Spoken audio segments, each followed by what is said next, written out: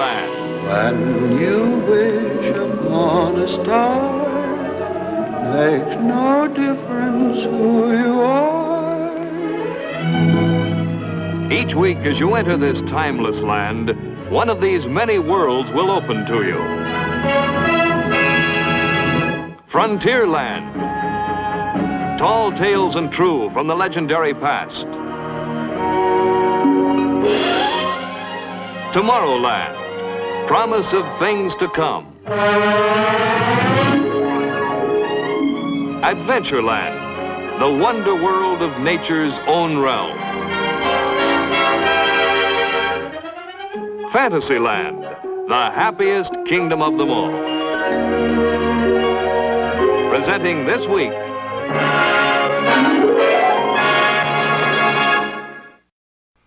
Here to introduce you to this new series is Walt Disney. In our modern world, everywhere we look, we see the influence science has upon our daily lives. Discoveries that were miracles a few short years ago are accepted as commonplace today. Many of the things that seem impossible now will become realities tomorrow. One of man's oldest dreams has been the desire for space travel, to travel to other worlds. Until recently, this seemed to be an impossibility. But great new discoveries have brought us to the threshold of a new frontier, the frontier of interplanetary space. In this Tomorrowland series, we are combining the tools of our trade with the knowledge of the scientists to give a factual picture of the latest plans for man's newest adventure. Here's Director Ward Kimball to tell you about it. In working with engineers and scientists, we have found that there are many different opinions as to how we will eventually cross the space frontier. However, there's one point all of them seem to agree upon, and that is whether we use chemical fuels or atomic energy, it will be a rocket-powered ship that will finally take man into space. So, to set the stage for the part the rocket will play in the coming conquest of space, our artists have searched back through history and traced the rocket and various space travel ideas from their earliest beginnings. The first thing we found out was that the rocket is not such a modern invention after all. In fact, its history began way back in the 13th century. It was in China, to be exact, at the Battle of Kai Feng Fu.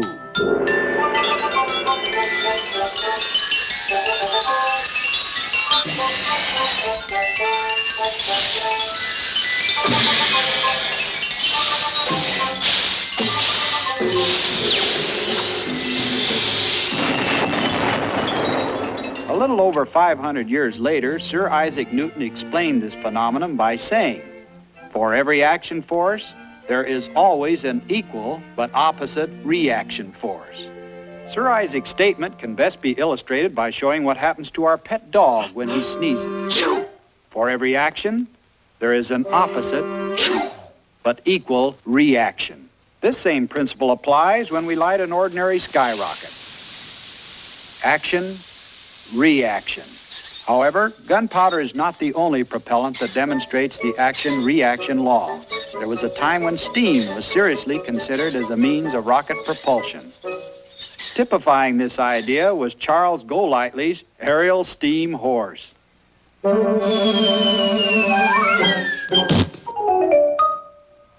Early inventors soon realized that steam rockets would be too heavy to fly, so they returned to designs utilizing gunpowder.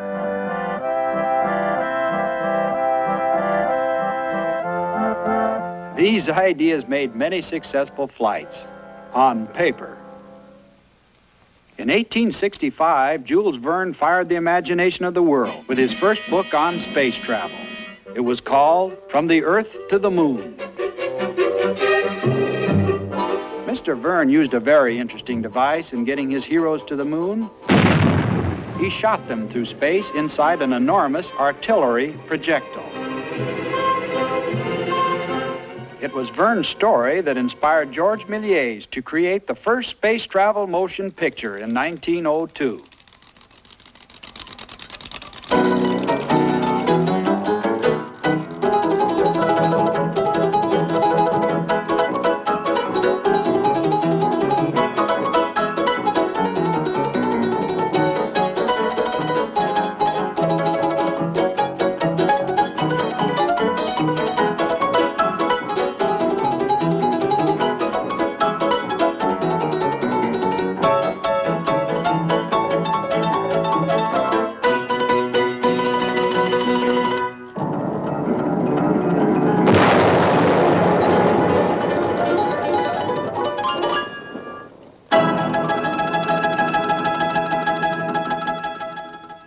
first man to associate space travel with the use of rocket power was Hermann Gonsfind. His idea was to have the rocket pull the ship instead of push it. This conception was quite unique, but only an inventor's dream.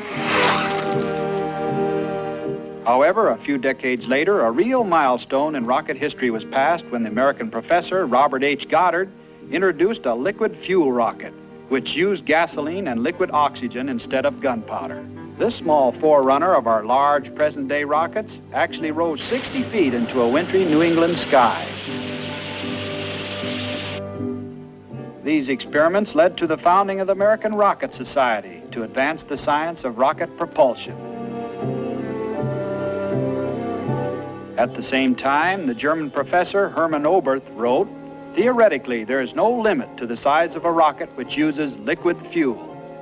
In 1929, Oberth designed a giant rocket ship for the Fritz Lang movie, Frau im Mond. The Girl in the Moon. During the late 1920s and early 30s, we saw an era of feverish activity among the rocket experimenters. Almost every type of vehicle was adapted to rocket power.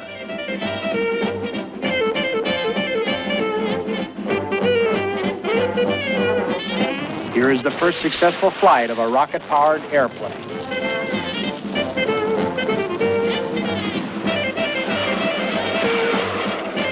Rocket-powered autos were fast, but presented quite a smoke problem. There were railroad rockets and nautical rockets.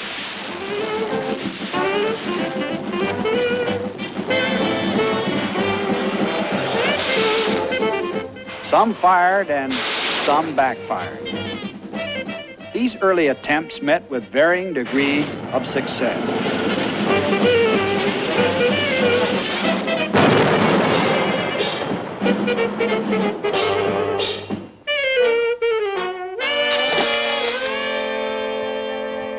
Meanwhile, in Germany, a group of serious-minded engineers founded a new society for space travel and succeeded in building rockets which finally reached an altitude of 1/2 mile. Soon after this, the German Army established its own rocket program. The development of the first rocket missiles followed. This accelerated rocket program culminated in the creation of the forerunner of spaceships to come, the V-2.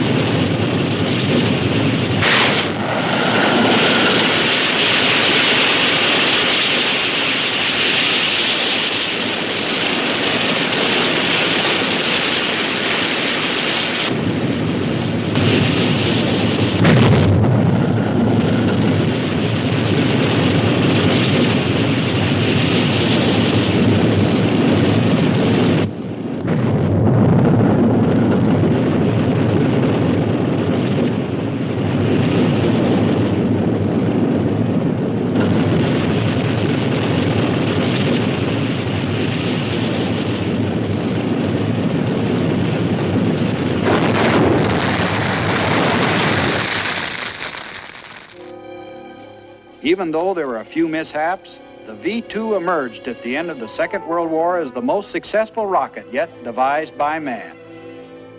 75 of these captured V-2s were brought to our rocket proving ground at White Sands, New Mexico in 1945.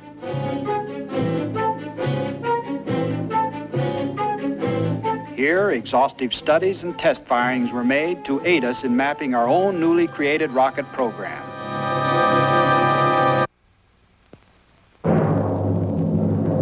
It wasn't long before the sands of New Mexico shook to the roaring blast of the Viking, the Corporal, the Aerobee, and other American rockets.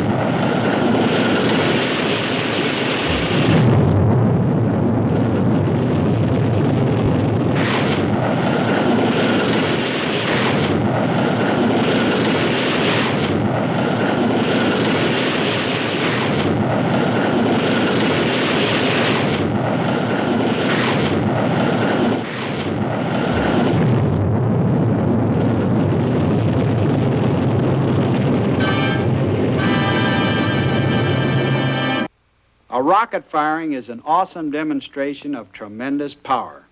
I think we should find out how it works. One of the best authorities on this subject is the rocket historian Willie Ley. Here Mr. Ley explains the operation of a rocket motor to some of the artists working on the picture. This is an actual propulsion unit from a V2. And this strange-looking device is both the heart and muscle of a rocket, its motor. Now, all earthbound engines have to burn oxygen from the surrounding atmosphere. But the high-altitude rocket motor has to work in outer space where there is no oxygen. To overcome this, we carry a tank of liquid oxygen here. When burned with a fuel, in this case alcohol, it produces an intensely hot, torch-like flame that would quickly melt the motor. However, we cool the motor by first circulating the alcohol fuel around it, until this fuel finally reaches the point where it is sprayed, along with the oxygen, into the combustion chamber. When this steady flow of alcohol and oxygen is ignited, it produces a continuous explosion which blasts the rocket away in the opposite direction. Here again we have action and reaction. If this motor is placed in a streamlined hull with suitable controls, it can reach a high altitude in a very short time. The V2 rocket motor only operates 65 seconds to a height of 20 miles. But then the V2 has gathered so much speed that it will coast upward to an altitude of 114 miles before gravity begins to pull it back to Earth. Notice that the rocket does not nose over in the thin upper air, but it falls tail first until it re-enters the denser atmosphere where the air, acting on the tail fins, turns the rocket nose down. Early in 1949, space history was made when the payload in the nose of a V2 was a small rocket called the WAC Corporal. When the large V2 reached its maximum speed, the smaller rocket was ignited. This additional boost in speed enabled the WAC Corporal to set a new high-altitude record of 250 miles. This day marked the first time that a man-made object reached outer space. This was accomplished by using a double rocket, then secretly known as Project Bomber. However, we refer to it as a two-step or two-stage rocket. Is it possible to build a three-stage rocket? Yes, as a matter of fact, that's the next logical step. Here's a rocket I have designed that has 3 stages. It would stand about 70 feet high or a little taller than the old V2. Here you can see the 3 sections, each one having its own rocket motor. If somebody will please make a sketch for me, perhaps I can explain how it will work. Good. Here we show our rocket in its launching position. The first great blast starts to lift it. And after gaining initial speed, the first section is cast off at 20 miles up.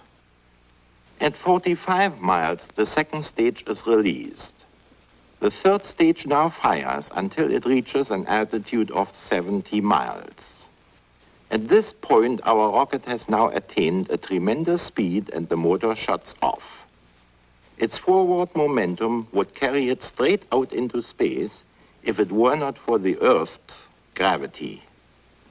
This downward pull of gravity bends the upward course of the rocket into a curved path. And if the rocket's speed going away from the Earth creates enough centrifugal force to balance this pull of gravity, our rocket will continue coasting in its curved path around the Earth indefinitely. Mr. Ley, is there another way we can illustrate this? Yes, let's explain it this way. If the rocket were to move at a slower speed, the pull of gravity would soon overcome the rocket's momentum and it would return to Earth here. If we add a little more speed, the path of the rocket becomes longer and it goes farther before it returns to Earth here. So if we have our rocket go fast enough, it will eventually follow a curve which matches the curvature of the Earth and will not fall back. We might say that the rocket falls around the Earth as long as it maintains sufficient speed. But how does it maintain this speed with the motor shut off? Remember, our rocket is traveling above the atmosphere in space, where there is no air friction to slow it down. How fast does it have to go to stay up there? And now that depends on how high we want the rocket to be as it circles the Earth. Let's use the altitude of 1,075 miles. Because at this height, the rocket will have to go nearly 16,000 miles per hour and will make a complete trip around the world every 2 hours. A few adjustments in its course will be necessary, but this can be accomplished from the ground by remote control, after which the rocket will continue to coast freely in space forever. In other words, the rocket will stay up there just like the moon. Yes, it will circle the globe as a man-made satellite. What is the purpose of having this satellite up there? Having this instrument-carrying rocket moving around the Earth will give us a lot of important information which we'll need before we dare let a man make his first trip into space. To run the scientific apparatus contained in the satellite, a mirror will focus the intense rays of the sun onto a silicon battery, converting solar energy into electricity. There will be a television camera to give pictures of the Earth as it appears from 1,075 miles up. We will collect very important data on the effects of the mysterious cosmic rays. Even hits by meteorites the size of a grain of sand will be recorded. Every 2 hours, when the rocket moves over the North Pole, its radio will transmit a stream of data to a receiving station below. This will be the first outpost in man's conquest of space.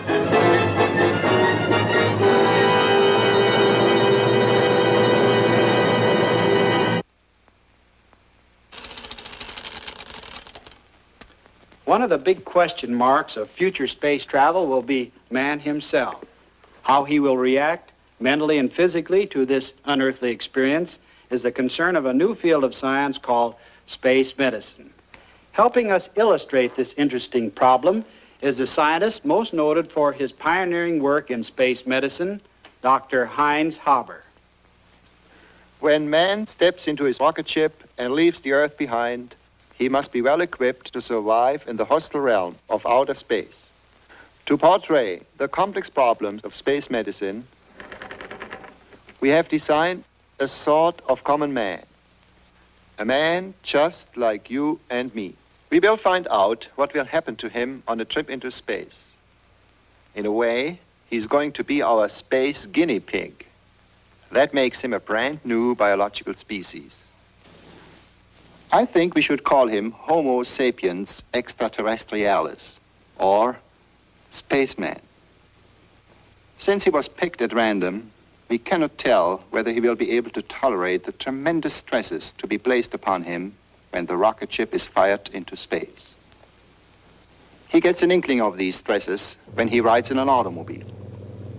When he steps on the accelerator, the car moves forward and he is gently pressed against the back of the seat. His body resists any change of motion. When he comes to a stop, his body tends to move forward. On a test rocket sled, which is pushed forward at tremendous accelerations, the force of inertia is much stronger.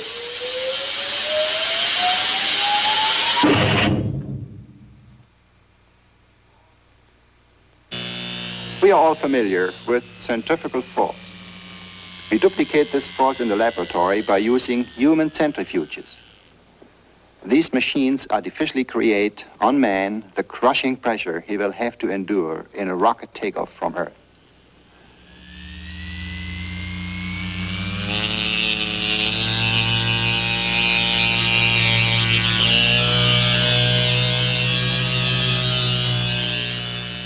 His body weight increases until he blacks out and finally loses consciousness. From tests like these, we have learned that man will have to assume a reclining position when his rocket takes off into space. In this attitude, the stresses will be more evenly distributed along his body. He will then be able to tolerate pressures of up to 9 times his weight or more, as it occurs in a rising rocket. When the rocket engine finally stops, man will face his next big problem, weightlessness. Without support, he will be floating freely, drifting, tumbling, and twisting helplessly. In space, a man, a feather, a bubble, or a piece of iron will have the same weight, or rather, no weight at all. However, man is designed to live with gravity, the down-pulling force which Sir Isaac Newton first explained. Any two bodies attract each other with a force which is proportional to the product of their masses and inversely proportional to the square of the distance between them. Or, what goes up must come down. Loud alarm signals sound throughout the nervous system whenever we are in danger of falling or stumbling. But weightlessness is not such an unearthly experience. We become weightless for a short while in a dive, on a roller coaster, or in an elevator. But if we remove the support by cutting the cable, we produce the exact feeling of weightlessness in space. It will take iron nerves waiting for the impact that never comes. We can only hope that man in space will eventually get used to this feeling of falling constantly. Without weight, our notions of up and down no longer exist. Man will probably have trouble orienting himself. Confusion such as this is likely to produce nausea. Some people may become victims of a serious form of space sickness. Weightless man in space must learn to guide himself only with his eyes. Beginners can combat dizziness by fixing their eyes upon one single object. The spaceman must learn to move with utmost caution. His muscles are adjusted to normal earthbound gravity. In space, any casual action will be violently magnified. He must coordinate himself under an entirely new set of rules. He can hardly avoid spinning constantly. When he crouches into a compact mass, he will spin faster. If he spreads his arms and legs, the spinning will slow down. After considerable practice, man will be able to master the art of swimming through the air within the rocket ship.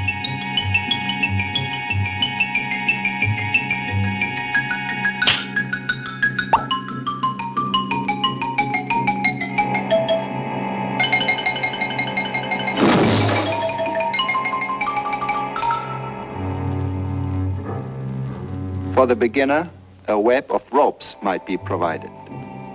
He must learn that slow, relaxed, careful movements are essential. After his first few encounters with the problems of weightlessness, he will no doubt try to normalize his life.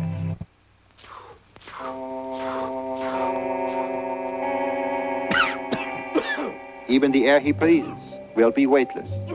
Natural circulation of air does not exist, and there is danger of suffocating in one's own exhalations. Air must never be allowed to become stagnant in a spaceship. Circulation must be maintained by constant ventilation. Since all objects are also without weight in a coasting rocket ship, they must be safely secured by bolts and clamps. For handling large, bulky objects, man will have to anchor himself in some fashion. But as it takes force to overcome the object's inertia and set it in motion, it takes equally as much force to stop it once it is moving.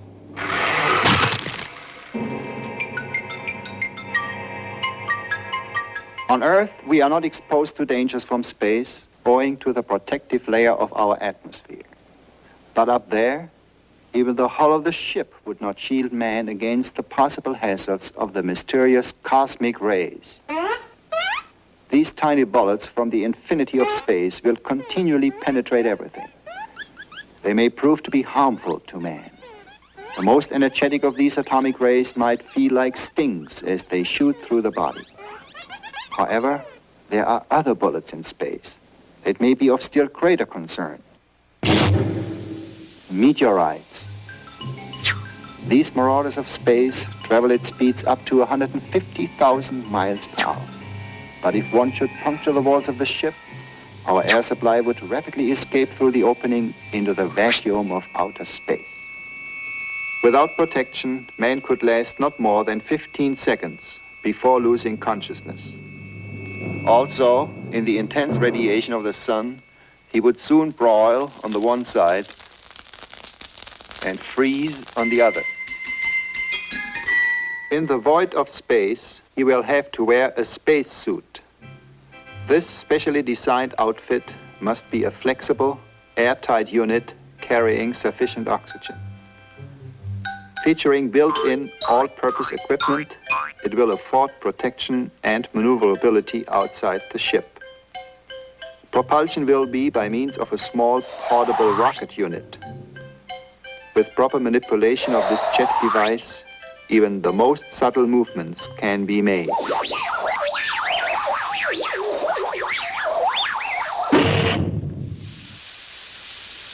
Action, reaction.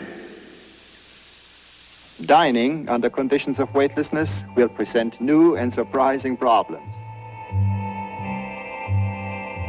Liquids will be particularly annoying. They will not pour. They must be transferred by titration tubes. This tube will contain the liquid until it is forced into the desired location.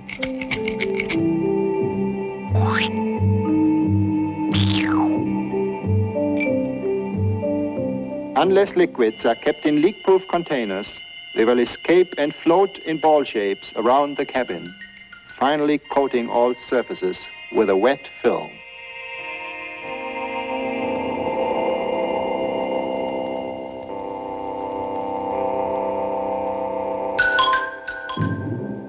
Plastic bottles will be used so that liquids can be squeezed out.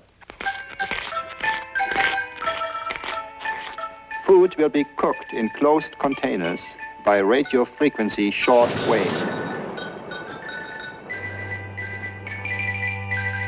Space etiquette will call for the extensive use of sugar tongs.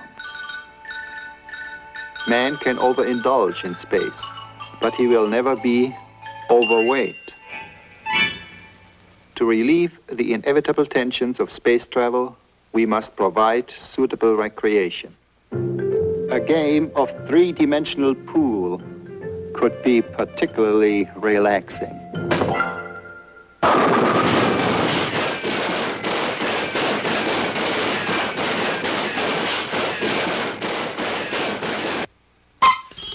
Sleeping will be a new and unique experience. A space traveler will not need a pillow or mattress. His bed will consist of a net enclosure to prevent drifting in his sleep. How will man's subconscious mind react to his first experiences with space travel? Will he not suddenly be aware of his precarious situation, trapped in a tiny metal box, floating through the incomprehensible nothingness of space? We do not know.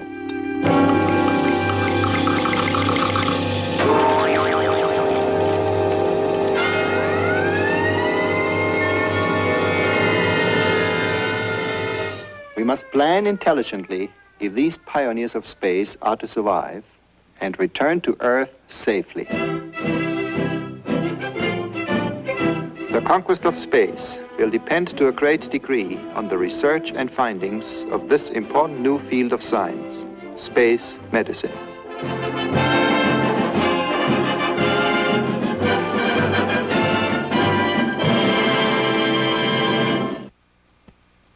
To the engineer, spaceflight poses two problems. The first is, of course, to build a rocket ship.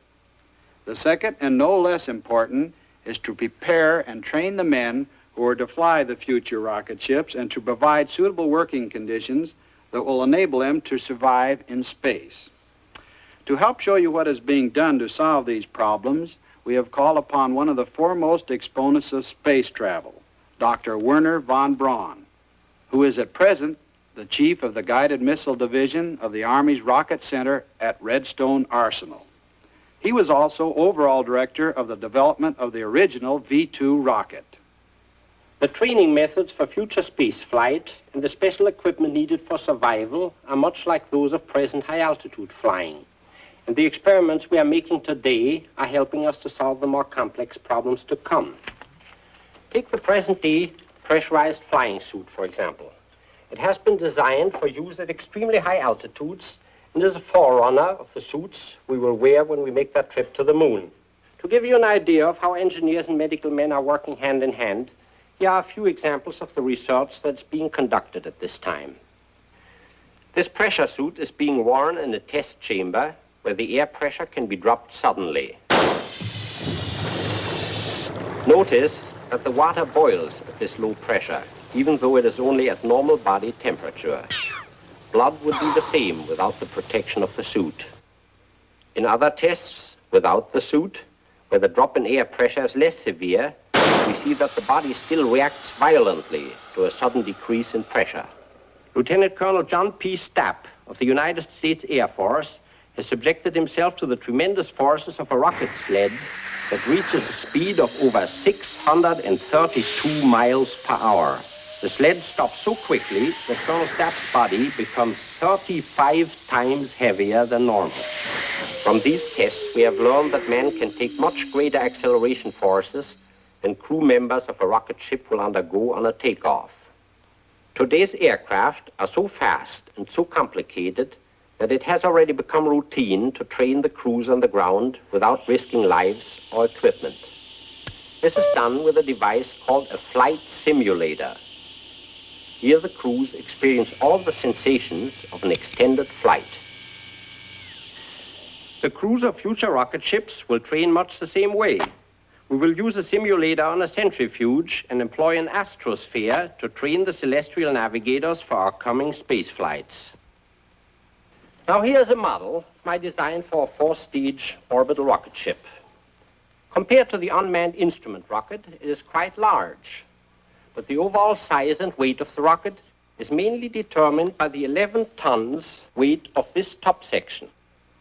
This weight dictates the amount of fuel and the numbers of motors needed to produce enough power to equalize the gravitational pull of the Earth. The payload in the top section will consist of 10 crew members plus equipment.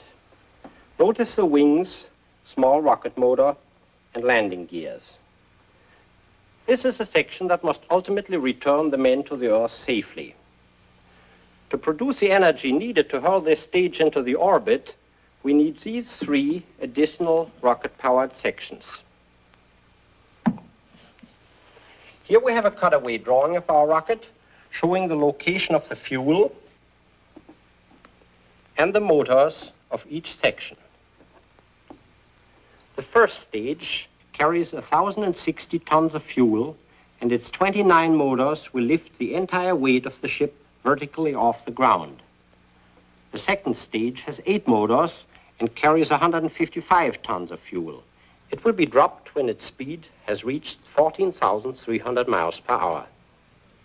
The next is our third stage, with only 1 rocket motor and 13 tons of fuel. The third stage gives the passenger section the final kick to attain the orbit.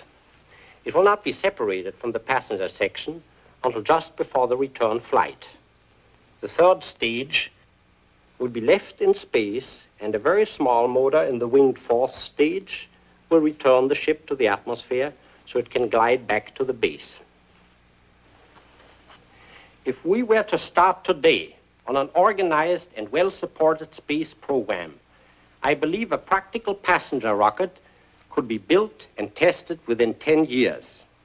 Of course, it would be foolish to rush headlong into building a 4-stage rocket, man it with a crew, and attempt to fire it into an orbit without first following a step-by-step research and development program.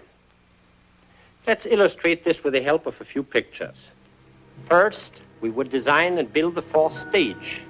and then tow it into the air to test it as a glider. This would also allow the crews to practice. Next, low-altitude flights would be made, firing the small rocket motor in the fourth stage. This would also give the crew more and more training. Following that, the third and second stages would be constructed and tested very thoroughly on the ground, after which they would be joined to the passenger section so that faster and longer flights could be made up to speeds of about 12,000 miles per hour. The only thing remaining would be the building and ground testing of the huge first stage. Then there would be no more test flights. When all the sections are joined together, the ship and its crew will be ready for man's first flight in space. Let's look ahead a few years and see how this might be accomplished. There it is, a small atoll of coral islands in the Pacific, where man is dedicated to just one cause, the conquest of space. Here below us, a small city has been created to house the scientists, engineers, and technicians on whose shoulders rests the tremendous responsibility for this great adventure. This is the Rocket Assembly Building, with tracks running to the launching site. Only 48 hours remain until firing time. Our spaceship moves ponderously toward the firing site.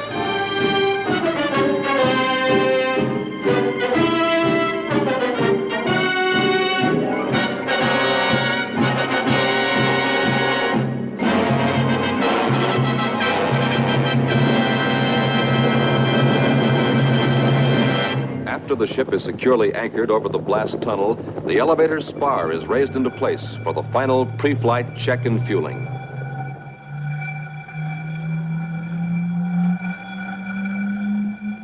This is the blockhouse, the control center for Operation Spaceflight.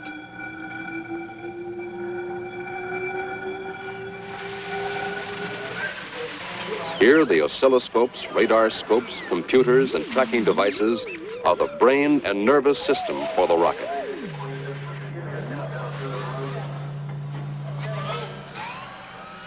Dancing patterns of light will record every detail of the blast-off and climb into space. In the windowless blockhouse, observation is by periscope.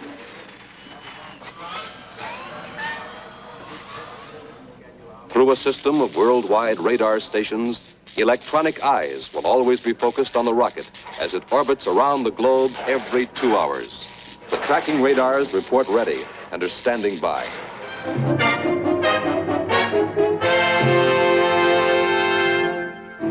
The optical tracking stations are poised and ready to follow the rocket in its upward flight.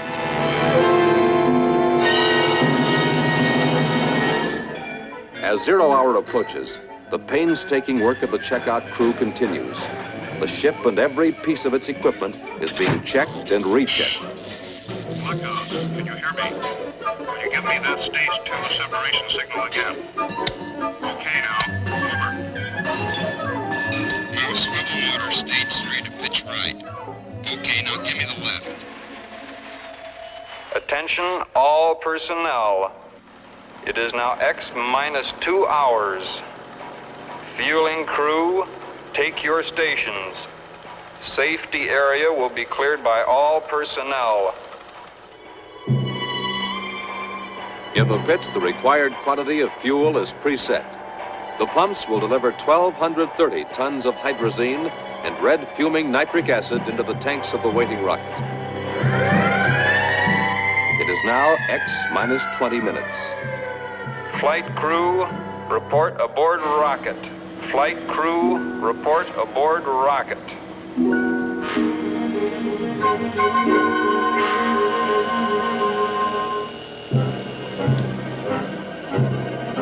After years of careful preparation, testing men and materials, this is the final payoff. Now, man will bet his life against the unknown dangers of space travel. Human reactions are not precise enough. Therefore, once the launching timer is started, the entire takeoff and flight into outer space will be controlled automatically. X minus 5 minutes. Clear the firing area. Clear the firing area. X minus 90 seconds. X minus 30 seconds. X minus 20 seconds. X minus 15 seconds. X minus 10, 9, 8, 7, 6, 5, 4, 3, 2, 1.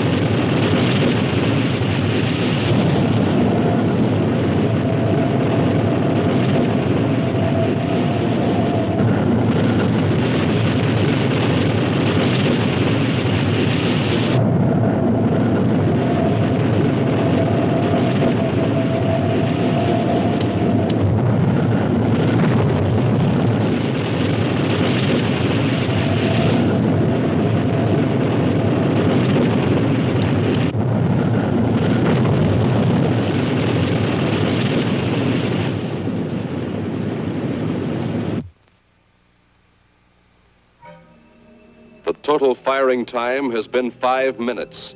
The ship will now coast for 51 minutes before the adaptation maneuver begins.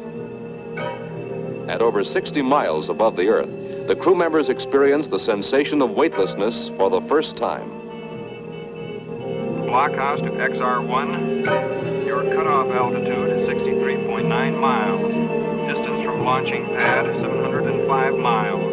Velocity, 18,467 miles per hour. Angle of elevation, 4 minutes apart. Plane of your ellipse of ascent incline, 66 degrees, 32 minutes, 2 seconds to plane of equator. Out. 51 minutes later and halfway around the world, the rocket is coasted to its maximum altitude of 1,075 miles. Its speed has diminished to 14,770 miles per hour. The navigator must now take a bearing on 2 fixed stars. He will line up the ship for the adaptation maneuver, which will drive it into a circular orbit around the Earth. Electronic controls will fire the rocket motor at the exact second the ship reaches the proper position. The ship and crew are now coasting freely and silently through space. Here, man is no longer earthbound. From his new vantage point of over 1,000 miles high, he sees the Earth as a vast rolling sphere, upon which the oceans and continents are reduced to simple patterns of light and dark. Great cloud formations will appear as small patches of snow. Evidence of man's existence is almost invisible.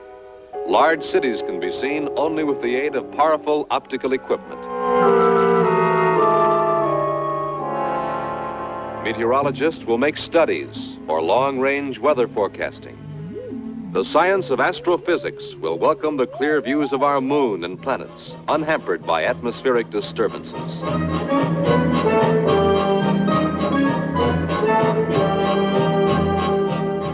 Space medicine will benefit from tests conducted with new type spacesuits. Air Force Keflavik Iceland calling XR1. We have you in radar contact at 107 miles due south this station at 29. Estimate you at Prestwick Station, Delta at 37. Tests and observations by the crew will lay the groundwork for the future construction of a space station and will add to our knowledge of many sciences.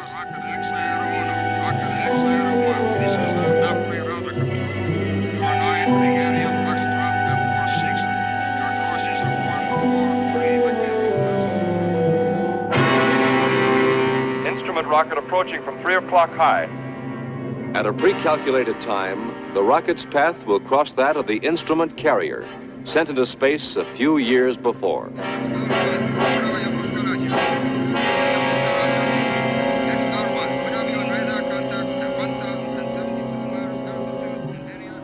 22 hours after takeoff, our spaceship has made 11 revolutions around the world.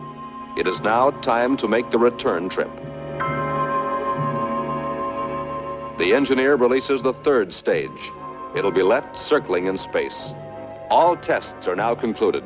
The navigator checks the ship's position for return firing. 1 minute to go. The automatic firing timer is set. The ship is lined up so the blast of the motor will be against its forward motion. This will slow the rocket's speed and cause it to begin its long glide back to Earth. The ship is now moving 1,000 miles per hour slower. After coasting halfway around the world, the rocket will leave the vacuum of space and sweep into the upper layers of the Earth's atmosphere, where air friction will gradually reduce the rocket's speed. When the ship drops to an altitude of 50 miles, air pressure will build up on the control surfaces. For the first time in the entire flight, the captain will be able to fly the rocket as a normal plane. Air friction begins to send the skin temperature of the rocket climbing until the ship glows cherry red at 1,350 degrees. The double hull and refrigeration keep the crew from perishing. The returning rocket continues the long glide down into the lower atmosphere, its temperature gradually dropping to normal as airspeed diminishes.